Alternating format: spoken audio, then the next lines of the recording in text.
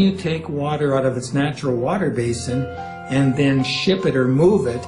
We know something about the ecological fallout from that. We don't know the full picture. What happened to the Aral Sea?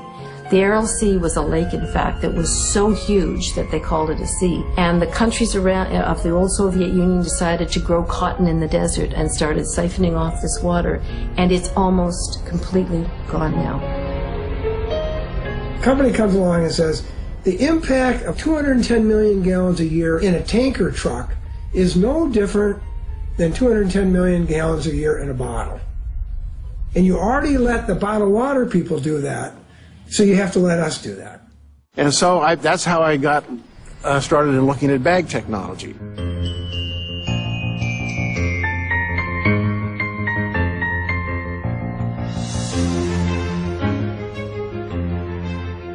If we massively ship water out of an area, the ecosystem is disrupted. The natural habitat damaged, biodiversity reduced, and aquifers dried. The water-rich area we chose to export from will itself desertify. The thirsty populations in the water-poor deserts we ship water to will simply consume the water and send it back to the sea via its sewers, thus still remaining a desert. Where one desert region existed before, two deserts now exist. Water is a supply and demand commodity. The people that demand it don't have the supply. The supply is often in other parts of the world. The question is how to get it from source to market. This sets up a kind of contest, and that is between city people and rural people. Companies are out there constantly looking at what land the farmers own. Going from farm to farm. Hello, ma'am. Hello, sir. Now, what are you doing farming all day? It must be a lot of work. I bet you get up real early. And why don't you just let us rent or buy your water? And we have had Texas Water come in and volunteer to build a pipeline. What I'm afraid of happening is the water will not be sold here. Into that pipeline will go out of the basin into areas such as Santa Fe or Albuquerque. So this is a new development that's taking place as more and more of us move into big cities and don't want to think about where water comes from. Increasingly, it's coming from the places that grow your food. This is really, really, really short-sighted. You're using water from an ecosystem in Northern California, transporting it through long pipes and canals to Southern California to grow alfalfa. The alfalfa is then shipped to places like Japan, where it is fed to the high-end Kona beef, and then much of that beef is shipped back to the U.S. So we've set up this system of agriculture that just doesn't work anymore, and it's really based on the concept of virtual water, where we're growing crops for export in thirsty places and then moving them long distances, rather than having our food grown more locally and more sustainably. China is a very dry country, but agribusiness is moving there because there are fewer laws and labor is very cheap. Almost all apple juice sold in the United States comes from China now. We're losing our ability to even grow apples because it's cheaper to produce them elsewhere. That means that a country like China that doesn't have very much water is exporting its water to the United States through apples. Then we sign trade agreements like NAFTA so that our subsidized corn using water from desert-like areas in the U.S. can undersell the farmers in Mexico.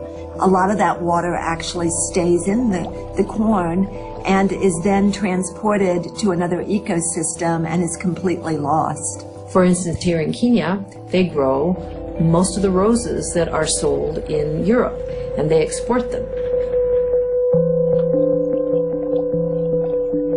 And they're grown around a beautiful, beautiful lake called Lake Naivasha, which is being depleted at an appalling rate.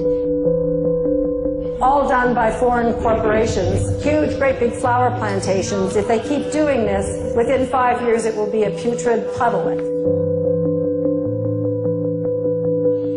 So here's one of the driest continents on Earth, exporting water, being told by the World Bank to export its water to get its way out of debt.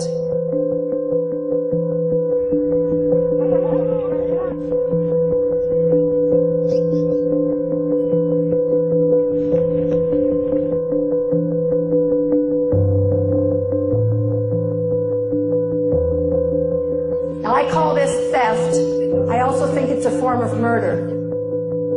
Joan Thorpe Root, the Academy Award nominated British wildlife filmmaker and African conservationist, lived in Kenya and made great efforts to save Lake Naivasha from being destroyed. Her assassins broke the nearest window to her bed, where she was sleeping. Joan awoke, desperately held her blanket out as a shield and charged the three men. The men fired their AK-47 assault rifles from outside the window, riddling the room with bullets through the lace curtains. 2 bullets struck Joan in the leg. 1 hit her in the hip. Joan crawled towards her bathroom, trying to stop the bleeding with her blanket, but died of massive blood loss. You don't know when the water would flow. It flows once a week, and you don't know the dates, the time, so you are forced to open up the tap. When they open their taps, it's air, and when the air blows through the taps, the meters are running, and they are charged for doing this. There's a pipe coming up, and between the pipe and the tap, there's a water meter, and you have to pay for an electronic key to get charged up. And you can look at it and you can see the water meter counting every single drop. And as one friend of mine said, I can afford about 2 flushes a month from this thing. That's how expensive it is. You know, they just throw their hands up in despair and they go back to that river that has cholera warning signs on it. If people don't have money to buy water, they go to polluted streams, they get sick. The state has to pay for their health care. You know, why don't you just use money for the necessary thing and to prevent other things that might come up?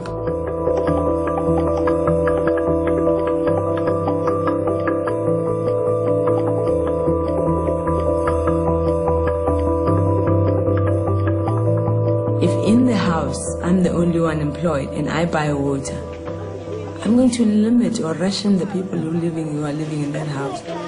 That's why then you get domestic violence.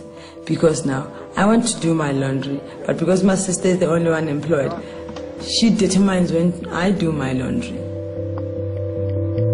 You know, parents will take the tokens that they use into making sure that the water can run, you know, wherever they go, maybe to work and all that. And then during the day, kids don't have water.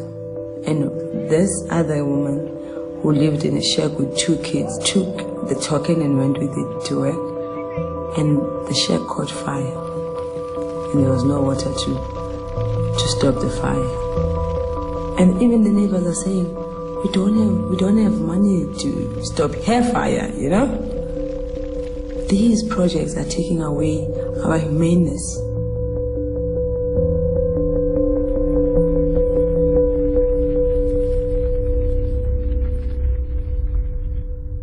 I was in grade 1, I was 6, so I didn't really think about much. I thought the whole world was go to school, don't get your parents too angry. You do a charity project each year at our school. You do your canned food drives, you do your raise money for cancer. That year you're raising money for developing countries. And for 1 penny you could get a pencil, 5 pennies you could get soup for the day or things like this. And then she got to a point where she said $70 would buy a well. And then she explained to us, yeah, people are dying because they don't have clean water. They were just disbelieving that. What do you mean? You can get sick from water and that you don't have things to clean yourself with, let alone drink the water. Then we asked, well, if they want water, how far would they have to go? And she said, like, sometimes as far as 10,000 steps.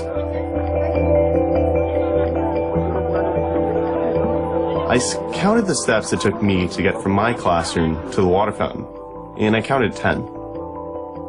She said, yeah, $70 would buy a well, and it would stop it so people wouldn't have to walk so far. So I thought, okay, that sounds like a good idea, so I'll go home to my mom and dad. They have lots of money, right? And the problem would be solved and no one would die anymore. And I thought it was a great plan. And we thought, oh, isn't that cute? You know, he wants to build a well. Let's make dinner. Because he was so young, we really did not take him seriously. You don't get it. He said someone just died because they don't have clean water, and you didn't help them.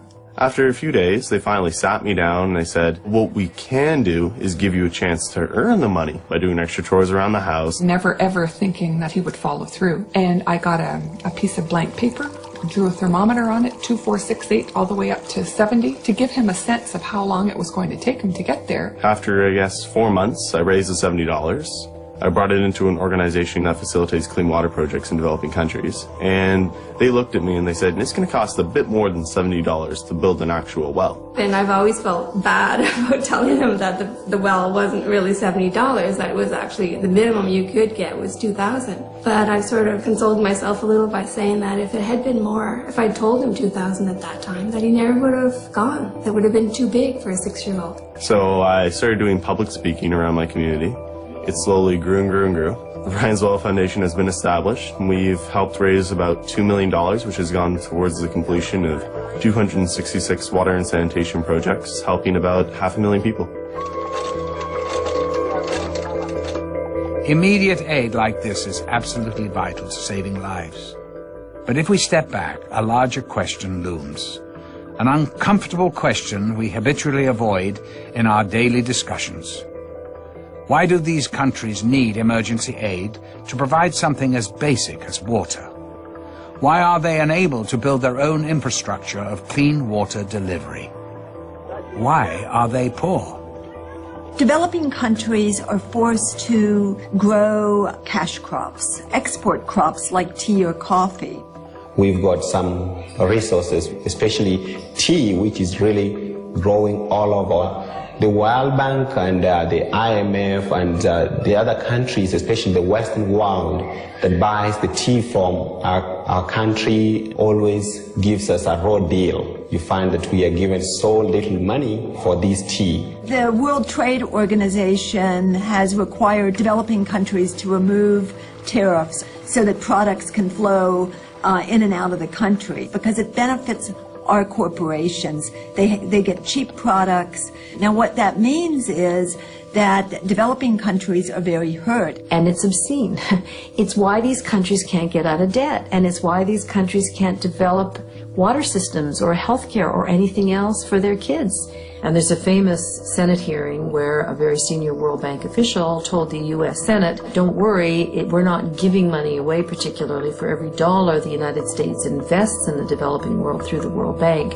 American corporations get back $1.30. You know, wink, wink. We call it aid, development aid, but really it's forcing countries to open up their resources, and that's why there's such a tremendous reaction against the World Bank in the third world. If we were to sell this tea at the right price, if we had fair trade in the markets, our tea could fetch enough money that can sustain most of our needs. It should be a very rich country. We cannot fight the world water crisis by just saying, let's hook up some more people and hope that does it. We have to challenge the systems that deliberately create winners from losers.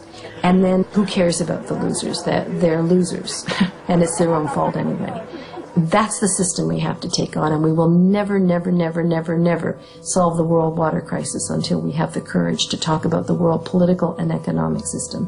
Wherever a river flowing free is now treated as the supplier of raw material as if it was oil, we have the generation of water wars.